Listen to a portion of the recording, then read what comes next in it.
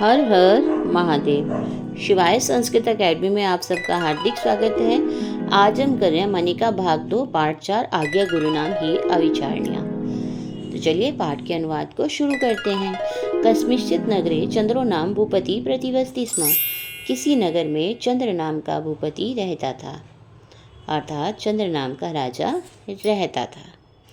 तस्य पुत्रा वानर क्रीडारतः वानरयूथं नित्यमेव विविधैः भोज्यपदार्थैः पुष्टिं नयन्ति स्म।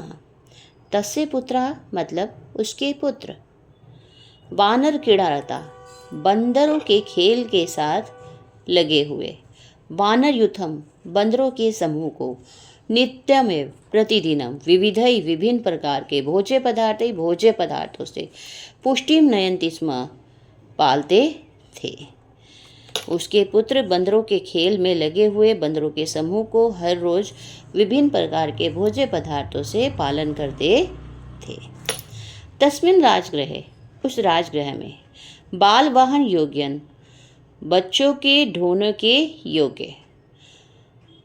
ढोने के योग्य अर्थात बच्चों की सवारी के योग्य मेष यूथम आसीत। मेष यानी कि भेड़, यूथम यानी कि झुंड, भेड़ों का झुंड आसीत था। तेषां मेषानां मध्ये उन भेड़ों के मध्य एको मेषा एक भेड़ जीवा लोलुप्त्या जीव के स्वाद की लोलुपता लालच से अहनिशम दिन रात महानसम प्रविश्य रसोई घर में प्रवेश करके यत पश्यति जो देखता तद भक्षति वह खा लेता था। तेच सूपकारा और वे सूपकार यानी कि रसोई, यत किंच जो कुछ भी, काष्ठम लकड़ी का, मृण्मयम मिट्टी के, भाजनम पात्र यानी कि बर्तन, कांसे ताम्र पात्रम कांसे अथवा ताम्र पात्रम, ताम्र होता है तांबे के बर्तनों को, पश्यंती देखते, तेन उससे, तम उसको, आशु जल्दी से, ताड़यंती मार देते थे। दोबारा देखिए। और वे सूपकार यत किंच काष्ठम जो कुछ लकड़ी का, मृण्यम मिट्टी का, भाजनम पात्र मिट्टी का पात्र, कांसे ताम्र पात्रम व कांसे या तांबे का पात्र, पश्यंती देखते, तेन तम आशु ताड़यंती स्म उससे उसको मार देते थे। आशु जल्दी से मार देते थे। आगे देखिए। मेषस्य सूपकारानां चह कलहम अवीक्ष्य नीति विदान अगर्णी वानर यूथपति अचिंत्यत। मेषस्य भेड़ की, सूपकारणम च कलहम रसोइयों के साथ कलह को, अवेक्ष्य देखकर, नीति विदाम यानी कि नीति को जानने वालों में अग्रणी श्रेष्ठ, वानर यूथपति बंदरों के समूह के राजा ने आचिंत्यत सोचा। मेषस्य सूपकारानां चल कलहम अवेक्ष्य भेड़ का रसोइयों के साथ झगड़ा देखकर नीति विदाम अग्रणी नीति के जानने वालों में श्रेष्ठ, वानर यूथपति बंदरों के समूह के राजा ने अचिंत्यत सोचा। एतेषां कलहो न वानराणां हिताय इनका झगड़ा बंदरों के हित के लिए नहीं है। इनका झगड़ा बंदरों के हित के लिए नहीं है। एवं विचार्य ऐसा विचार करके स यूथपः वह, यूथस्य पति समास का विग्रह है इसका, यूथ का राजा यानी कि समूह का राजा, सर्वान कपिन सभी बंदरों को आहुए बुलाकर रहसी एकांत में अवदत बोला। सूपकारानां मेषेन सह एषा कलह रसोइयों का भेड़ के साथ यह झगड़ा नूनम भवताम विनाशकारणम भविष्यति निश्चय से आप सबके लिए विनाशकारी होगा। सूपकारानां मेषेन सह एषा कलह रसोइयों का भेड़ के साथ यह झगड़ा निश्चय से आपके लिए विनाशकारी होगा। उक्तम ही क्योंकि कहा भी गया है, तस्मात् स्यात् क्लोहो यत्र गृहे नित्यम अकारणः तद्गृहं जीवंतम वांछम दूरतः परिवर्जेत। देखिए, यत्र गृहे जिस घर में, नित्यम हर रोज, अकारणः बिना कारण के, बिना किसी रीज़न के, क्लहो स्यात् झगड़ा होता है, तद्गृहम जीवितम वांछम जीवितम वांछन, जीने की वांछन इच्छा रखने वाला, जीने की इच्छा रखने वाला, तदगृहम उस घर को, दूरतः परिवर्जित दूर से ही छोड़ दो। देखिए, जिस घर में बिना किसी कारण के झगड़ा होता है उस घर में जीने वाला व्यक्ति उस घर को दूर से ही छोड़ दे, अर्थात उस घर में ना रहे। यत्र गृहे नित्यम अकारणः, जिस घर में बिना किसी कारण के कलहो स्यात्, झगड़ा होता है। जीवितम वांछन, जीने की इच्छा रखने वाला, तदगृहम उस घर को, दूरतः परिवर्जित दूर से छोड़ दे। तथा सर्वेषां संशयो ना भवेत्, तो सर्वेषां सबका संशय नाश न भवेत्, ना हो, उससे सबका नाश ना हो। तद तो एतद इस राजभवन को परित्यज्य छोड़कर वनम गच्छामा, वन चलते हैं। तो इस राजभवन को छोड़कर वन चलते हैं। यथा, क्योंकि कलहंतानि, कलहों से, झगड़ों से, हमर्यानि, महल नष्ट हो जाते हैं।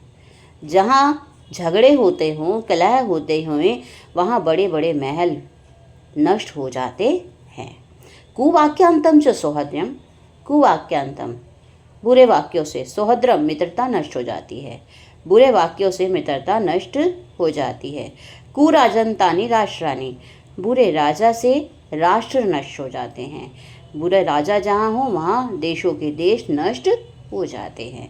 कुकर्मांतम यशोन्य नाम, और बुरे कर्मों से मनुष्यों का यश नष्ट हो जाता है। जब मनुष्य गलत काम करता है, बुरे कर्म करता है, तो मनुष्य ने जितना भी यश कमाया हो वे सब नष्ट हो जाता है। तस्य वचनम अश्रद्ध मत्वा मदोत्ताह कव्या प्रहस्य अवदन, उसके वचनों को श्रद्धा रहित मानकर मद से चूर हुए कव्या बंदर प्रहस्य हंसकर अवदन बोले। उसके वचनों को श्रद्धा रहित मानकर मद से चूर हुए बंदर हंसते हुए बोले, भो अरे किमिदम उच्यते, ये क्या कह रहे हो? न वयम स्वर्ग समान उपभोगान विहाय अटव्याम शार तिक्त कषाय कटु रुक्ष फलानी भक्षिष्यामा। वयम, हम सब, स्वर्ग समान उपभोगान, स्वर्ग समान उपभोगों को, विहाय छोड़कर, अटव्याम जंगल में, शार खारे, तिक्त तीखे, कषाय कसैले, कटु कड़वे, रुक्ष रूखे, फलानी फलों को, भक्षिष्यामा न भक्षिष्यामा नहीं खाएंगे। हम सब स्वर्ग से समान उपभोगों को छोड़कर जंगल में खारे तीखे कसैले कड़वे रूखे फलों को नहीं खाएंगे। तच्छ्रुत्वा साशु नाना युद्धपति स गदगदम उक्तवान, ऐसा सुनकर आंखों में आंसू लिए युद्धपति समूह के राजा ने सगदगदम गदगद वाणी से उक्तवान कहा, रसना स्वाद लुब्धा, जीव की स्वाद के लालच से, यूयम तुम सब, अस्य सुख से, इस सुख के कुपरिणामम ना जाने, बुरे परिणाम को नहीं जानते। तुम सब इस सुख के बुरे परिणाम को नहीं जानते। अहम तु वनम गच्छामि, मैं तो वन जा रहा हूँ। अथ अन्यस्मिन अह्नि, इसके बाद दूसरे ही दिन, समेशो यावत, वह भेड़ जब महानसम रसोई में प्रवेश करता है। इसके बाद दूसरे ही दिन, अहनी होता है दूसरे ही दिन, मेषः भेड़, यावत महानसम प्रविशति, जब रसोई में प्रवेश करता है, तावत तब, सूपकारेण, तब सूपकार के द्वारा, रसोइये के द्वारा, अर्धजलित काष्ठेन, आधी जली हुई लकड़ी से ताड़ितः, मार दिया जाता है। अथ अन्यस्मिन् अह्नि समेशो यावत् महानसं प्रविशति तावत् सूपकारेण अर्धज्वलित काष्ठेन ताड़ितः। इसके बाद दूसरे ही दिन जब वह भेड़ रसोई में प्रवेश करता है, तब सूपकार के द्वारा अर्थात रसोइये के द्वारा आधी जली हुई लकड़ी से मार दिया जाता है। ऊर्णा प्रचुरा, प्रचुर मात्रा में ऊन होने के कारण, मेषः भेड़, बहिना आग से, जाज्वल्यमान शरीर, जलते हुए शरीर वाला, निकट स्थान पास स्थित, अश्वशाला प्रविशति, अश्वशाला में प्रवेश करता है, दाह वेदना च भूमौ लुटती, और दाह वेदना से भूमि पर लोटपोट करता है, शरीर जलने की पीड़ा से भूमि पर लोटपोट करता है। ऊन अत्यधिक होने के कारण भेड़ आग से जलते हुए शरीर वाले पास में स्थित अश्वशाला में प्रवेश करता है और शरीर जलने की पीड़ा से वह भूमि पर लोटपोट करता है। तस्य शिट्टौ प्रलुप्ता तीर्णेषु वह्निज्वाला समुदिता। तस्य उसके शिट्टौ भूमि पर प्रलुप्ता लोटपोट करने से तीर्णेषु तिनकों में वह्निज्वाला समुदिता आग की ज्वाला उड़ जाती है, आग की ज्वाला लग जाती है, आग लग जाती है। तस्य उसके शितौ भूमि पर प्रवृत्ता लोटपोट करने से तीर्णेषु तिनकों पर वहनी ज्वाला आग की ज्वाला समुदिता उठने लग जाती है। ज्वालमाला आकुला अश्वा प्राण त्राणाय इतस्तता आधावन। आग की ज्वाला से आकुला व्याकुल हुए अश्वा घोड़े प्राण त्राणाय प्राणों की रक्षा के लिए इतस्तता धावन इधर उधर दौड़ने लगे। आग की ज्वाला से व्याकुल हुए घोड़े प्राणों की रक्षा के लिए इधर उधर दौड़ने लगे। तेषु केचित दग्धा, उनमें से कुछ जल गए, केचित अर्ध जगता और कुछ आधे जल गए, केचंच पंचत्वन्वता और कुछ मृत्यु को प्राप्त हो गए। दग्धाम हयशालाम विज्ञाय, जली हुई हयशाला अश्वशाला को विजय जानकर सविषादा विषाद से युक्त राजा ने शालीहोत्र विद्या को जानने वाले वैद्यों को आहुए बुलाकर अपनी क्षत पूछा। राजा ने शालीहोत्र द्वारा बनाई गई पशु चिकित्सा को जानने वाले चिकित्सकों को बुलाकर पूछा। विजय होता है जानकर, आहुए होता है बुलाकर। देखिए क्या पूछा। हाय दग्धा में घोटका, मेरे घोड़े दग्धा जल गए हैं, कथम रक्षणीया, कैसे रक्षा की जाए। सपदी, जल्दी से उपाय क्रियताम, उपाय करें। तदा राजवैद्य प्रवोच, तब राजवैद्य बोले। कपिनाद मेधसा दोषो वहनी दाह समुद्भवा, अश्वानाम नाशो में भेदी तमा सूर्योदय तथा। वहनी होता है आग से, दाह जलने से, समुद्भवा उत्पन्न, आग के जलने से उत्पन्न। अश्वानाम दोषो, अश्वानाम घोड़ों का दोष, आग के जलने से उत्पन्न हुआ घोड़ों का दोष। कपिनाम मेधसा, कपिनाम बंदरों की, मेधसा चमड़ी से, नाशम या भेदी, नाश को प्राप्त हो सकता है। तमः सूर्योदय यथा जैसे सूर्योदय होने पर तमः अंधकार नष्ट हो जाता है। दोबारा देखिए। वहनी दाह समुद्भवा, आग की ज्वाला से उत्पन्न। अश्वानाम दोष हो, अश्वों का दोष। कपिनाम मेधसा, बंदरों की चमड़ी से। नाशम भेदी, नाश को प्राप्त हो जाता है।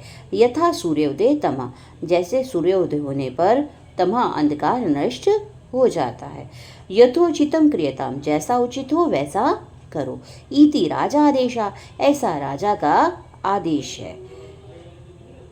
ऐसा राजा का आदेश श्रुत्वा सुनकर सर्वे भय त्रस्ता कप्यः अचिंतन, सभी भय से त्रस्त हुए व्याकुल हुए कप्या बंदर सोचने लगे, अचिंतन सोचने लगे।